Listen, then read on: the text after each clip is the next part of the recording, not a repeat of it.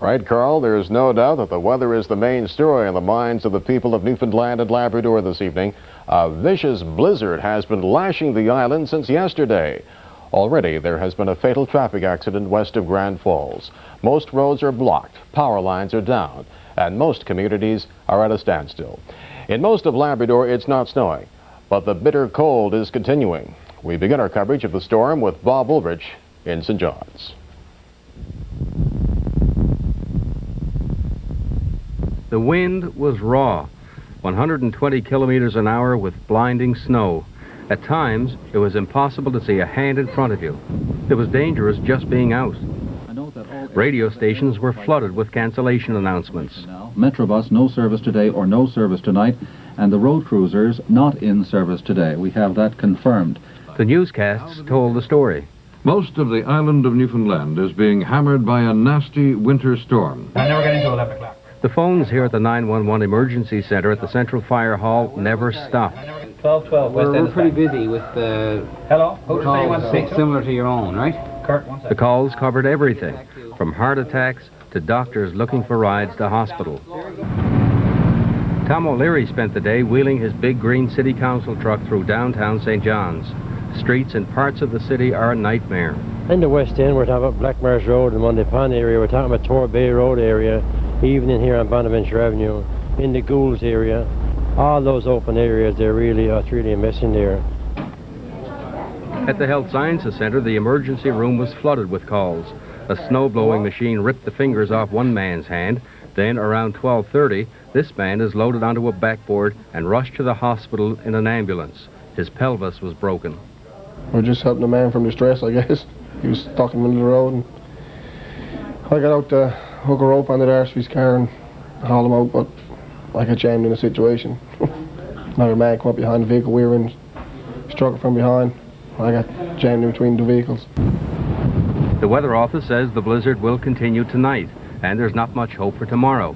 The winds are forecast to remain high, gusting to 90 kilometers an hour. Bob Woolridge, CBC News, St. John's. This is Doug Greer in western Newfoundland.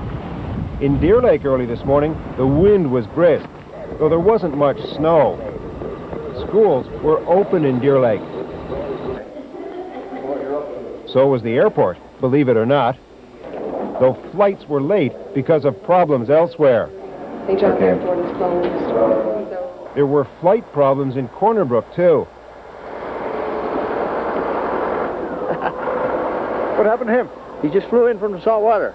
Like they'll get into the wind and he can't see where they're going with the snow, and they'll fly in with the wind. He gets same thing happens to turs and the birds and stuff like that, eh? So what are you going to do with him? I'm going to take it and put it back in salt water, no? He'll be all right there, will he? Yeah, he should be, yeah. The city took the full brunt of the storm. Schools, stores, and many offices were closed. But some people had to go to work, storm or no storm. It's cold on the face, but other than that, it's all right. Fine. And for some people, storms are part of their job. Cold, hard walking. Is it? And quite stormy. In Corner Brook, if you run a business, you have to clear the sidewalk out front. And you have to make sure they're clear from the roadway in. So when the tractor goes by, it's not very easy. At Marble Mountain, the storm was good news, bad news. The snow was the good news. The bad news was the wind. It was too strong for skiing. So the ski runs had to close. Doug Greer, CBC News, Corner Brook. As we mentioned earlier, the storm has killed at least one person.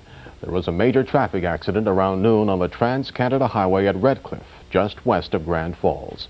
One woman was killed when 3 tractor trailers and 6 other vehicles piled up. Rescue crews had to cut one truck driver out of the wreckage. Police are still at the scene of the accident cleaning up. They've had some problems trying to move vehicles off the road. Elementary schools in Labrador West were closed again today because it's so cold. It's the 4th time this week that the cold has kept students at home. With the wind chill, today's temperature in western Labrador was about -60. Despite the hardship brought by today's weather, there was one storm story with a very happy ending. Juanita Barry reports. 911 emergency nurse speaking. When you're a fireman, there is always a certain element of surprise. Never was that more true than today. Firefighters were called to this home in St. John's to help a woman who was in labor, but they got more than they bargained for. And it was too late to try transporting her, so she was too far along. This is not the first time Kurt Martin and Dave Lee have been called to help with premature labor, but it is the first time they never made it to the hospital on time. Our truck was stuck, the ambulance was stuck at the bottom of the road. We had to get a snowplow to plow the street so we could get the ambulance up. So with the help of 2 ambulance attendants from the health sciences, they delivered their first baby. Kurt actually took out the baby, delivered out, and then I took care of the baby with the cord and clamped it off and cut the cord and did the suctioning and that sort of thing. And took care of the child, and then I passed it over to one of our other ambulance attendants and he transported the baby. A bouncing baby boy. Mother Debbie Smith says the labor took her by surprise. Well, at 4 o'clock, I thought I'd use the bathroom, you know, pain stomach, that right, and then after I started sweating, I was, holy God, this is it now.